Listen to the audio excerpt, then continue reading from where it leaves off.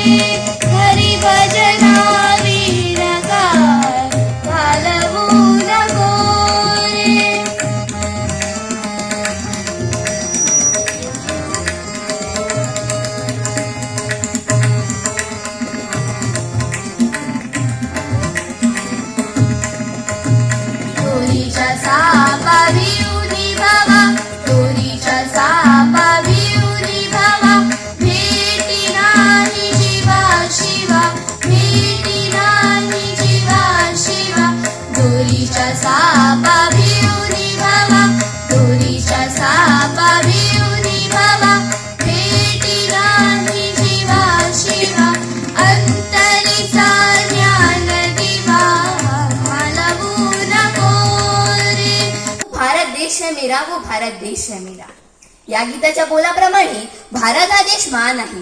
भारत हा सांस्कृतिक, ऐतिहासिक, आध्यात्मिक व शेतीप्रधान देश आहे। या देशाला महान अशी संस्कृती आहे। भारतीय संस्कृतीत अतिथी देवो भव मानले जाते, परंतु संस्कृती लोप पावताना अतिथी कब जाओगे याची वाट पाहण्याचं दिसून येत आहे। एकत्रित कुटुंब पद्धतीत जो आपल्या संस्कृतीचा पाया, त्यापासून आपली नवी पिढी कोसो दूर जाऊन हम दो हमारे पर्यंत सीमित झालेली दिसून येते व सासू सासरे जे आपल्या घरात आधारस्तंभ याचा अडथळा वाटायला लागला व त्यांना प्रायव्हसीच्या भूताने झपाटलेले दिसून येते। आपल्या संस्कृतीत आत्या असते, मावशी असते, काका असतात, पण हे आता मुलांना पुस्तकातून शिकावं लागतंय। ही शोकांतिकाच आहे। सकाळी उठून तुळशीला पाणी घालून पूजणे, सूर्यनमस्कार करणे, जेवताना जमिनीवर जेवणे, बसणे व जेवणे, बिंदी लावणे, नमस्कार करणे, पाया पडणे अशा छोट्या छोट्या गोष्टींचा विचार करणारी आपली संस्कृती थोर आहे, जी आता कुठेतरी लुप्त होत आहे।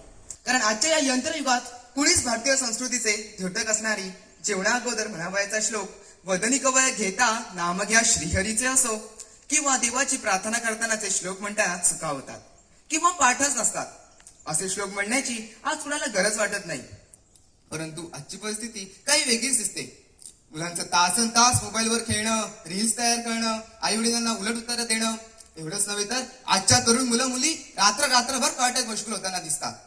तेव्हा मात्र असे वाटते की त्यांना आपल्या संस्कृतीचे काहीच भान उरले नाही। आपल्या समृद्धशील देशात उगम होते विकृतीचा, कुणालाही राहिलं नाही भान, लोप होते भारतीय संस्कृतीचा। आपला देश समृद्धीकडे वाटचाल करू लागला, परंतु दुसऱ्या बाजूने माणसातील माणुसकी सर्वत चालली आहे। मी, माझं, फक्त मी ही त्याची स्वार्थी प्रवृत्ती बाळगत चालली आहे। नरसोबाच्या वाडीचे ऋषा सरस्वती हे म्हणे ओम असा ओंकार करत जन्माला आले। हे जर अपवाद सोडले तर बाकी आम्ही सगळे हे रडत जन्माला आलेले। आणि रडण्यावरून कळतं बरं का, मुलाची जात कोणती, मुलगा की मुलगी, हे रडण्याच्या आवाजावरून कळतं. जरी तो जन्माला आलेला बाळ आणि आई जरी ती ऑपरेशन थिएटर मध्ये असली आणि आपण जरी बाहेर असलो, रडण्याच्या आवाजावरून आपण सांगू शकतो नक्की मुलगा की मुलगी. जर आवाज बेताचा झाला, लिमिटेड आला, समजायचं मुलगाच जन्माला आला. जर आवाज ते सगळं ऑपरेशन थिएटर माथ्यावर घेणारा आला, समजायचं महामाया जन्माला आली. तर रडण्यावरनं कळतं.